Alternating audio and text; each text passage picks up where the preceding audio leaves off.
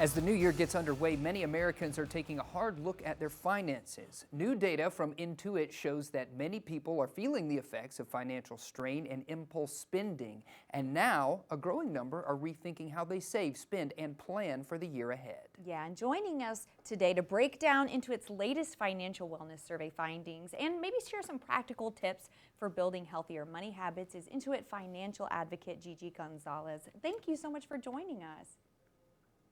Thank you for having me. Certainly, Absolutely. yeah. So, okay, we just talked about a new study was released. It was a survey that reveals how people are feeling about their finances this year. Is there anything that stood out to you?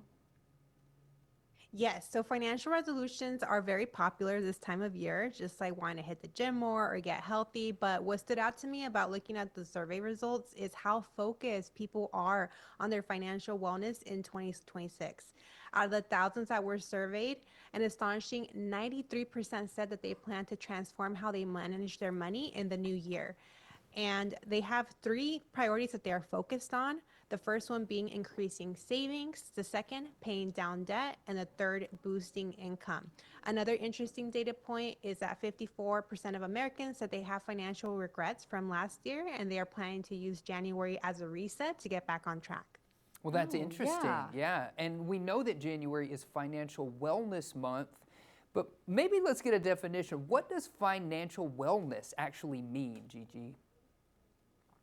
Financial wellness is simply about building a personal system that makes you feel confident and in control of your money.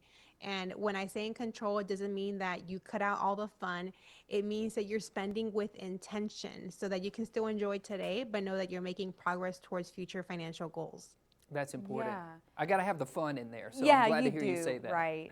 And I'm curious, maybe Otherwise, it's not sustainable. it's That's not right. sustainable. And maybe you can share some of those sustainable, realistic ways that people can start to spend more mindfully and maybe build a financial wellness routine. Yes, so the money routines that work are the ones where you start small and are able to stay consistent. So, tip one would be to make a money date with yourself. Set up a weekly money check in so that your finances feel familiar, not stressful. So, review how you did on the last week's spending and take note of how you did with saving goals and paying off debt and spending overall. Tip number two is set one money goal at a time. I know it can be enticing to want to knock them all out at once, but you're actually going to be more successful if you focus on one goal at a time. And if you make them as specific as possible, that's going to help too. So, to give you an example, set a specific amount of how much you want to have in savings at the end of the month. And tip number three, spend on what matters most to you. Here, I'll share a personal example. This year, I'm really focused on improving my sleep quality. So for me, it makes sense to spend money on things like sleep machine, sleep gummies, but I'm going to hold back on things that don't really matter to me and aren't in alignment, like spending on the latest phone.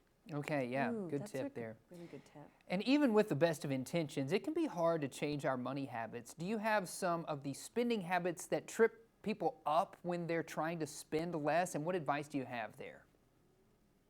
Yeah, so that's absolutely the hardest part, I would say, sticking to a budget anytime that you are trying a new budget or new money habits. And if you feel this way, you are not alone. Intuit found that 77% of the people struggle to cut back on spending when it deals with social gatherings like dining out or doing events with friends. And another 45% said that impulsive buys have thrown off their financials in the past. So this a good way to combat this is to build a budget that allows you to pay your obligations first but still have flexibility.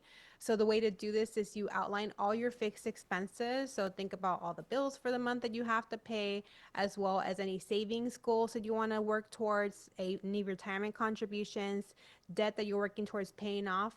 And as soon as the money comes in the door, meaning as soon as you get that paycheck, you have that money sent to those buckets. So that's taken care of. And whatever is left in your checking account at the end of the day, it's for you to spend guilt free and not having to worry about, do you have enough? Are you going to run out of money? And knowing that you still tackle those important goals at the beginning Sure. of the month. Yeah, Oh, that's those great. are great tips. Yeah. And where can we go for more information, Gigi? Yes, yeah. So first, I would like to acknowledge that a lot of Americans right now are feeling really stressed out about money. A lot of people feel like they're just getting by, but the Intuit survey did show that Americans overall are feeling optimistic about their financial future, and they're motivated to make that change. So if you would like to learn more, it helps to have access to education and support, and that's where Intuit comes in with tools and the trusted experts to do that. So for more tips like this, you can go to intuit.com/blog. All right. Awesome. Thanks Thank you so so much. much. Thanks for having me on. Absolutely.